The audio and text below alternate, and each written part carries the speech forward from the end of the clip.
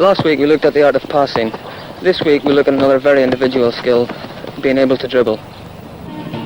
George Best is famous for his skills as a dribbler. And in this practice game against Oldham Athletic, he demonstrates some of the magic that has made him one of the most feared dribblers of all time.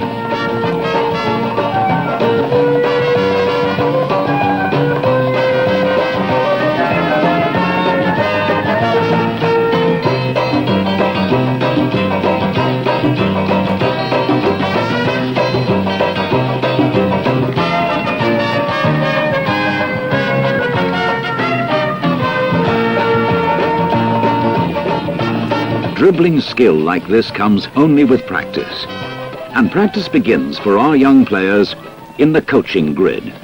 Here, like a bag of worms, they twist in and out, trying to keep control of the ball, and at the same time being careful to avoid the other members of the group.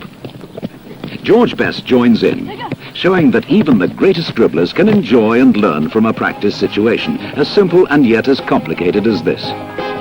Notice how he caresses the ball with the inside and the outside of the foot. Last week we talked about passing. This week, the inside and the outside of the foot are being used to bring the ball under control. Look how he changes direction and suddenly changes pace. See how the ball is constantly under his control. His body twists and turns, as yours will need to do when it comes to facing opponents in the actual game. Now the boys are practicing their dribbling. They are playing a game 1 against 1 in the 10-yard square. The object is to attack, beat your opponent, and finish with the ball under control on his line. The main constituents of dribbling skill: change of pace, change of direction. Now George Best comes in as a defender. Watch the control of the boy who beats him. And now it's George's turn to attack his youthful defender.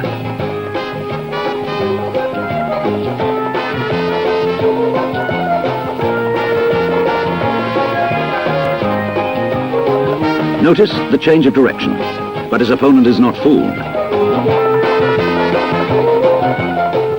George has to come close and commit the defender, who gets his weight the wrong way, allowing George to move off in the other direction. Now it's Roy's turn. See how he sends George the wrong way, and he comes through changing direction. To underline the point, George makes the same maneuver again. 1 against 1 football like this is an enjoyable and instructive way to develop dribbling skill. In all games of this nature, a target should be set. For example, the first to score 5 goals. Because we should always remember that soccer as a game is based on the number of goals scored.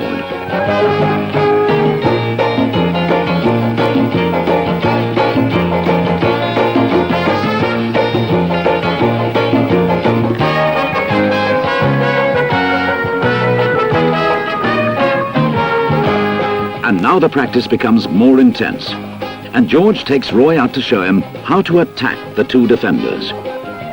In this practice, the 2 boys are restricted to a single grid each, and George's task is to try and beat both and finish with the ball under control on the line that is nearest to us.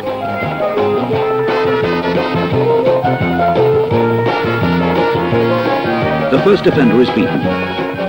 The ball is kept under control. A change of direction, a change of pace, but his opponent is not fooled.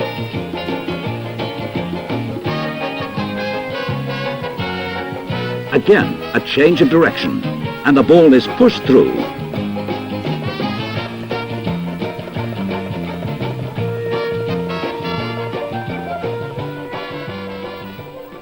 Back to the professional game. See how the ball is always under George's control, always within playing distance.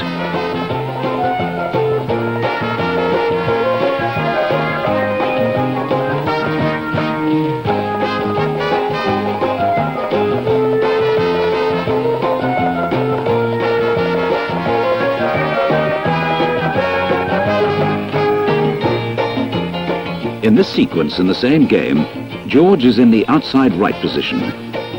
Notice the exaggerated change of direction. And now the change of pace to accelerate through the gap between the two defenders.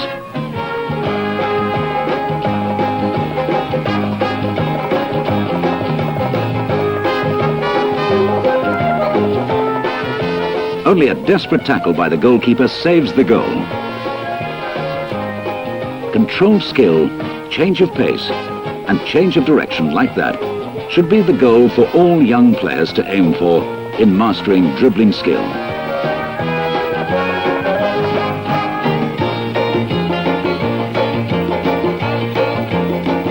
So that ends today's practice session. But first, George recaps on the main points.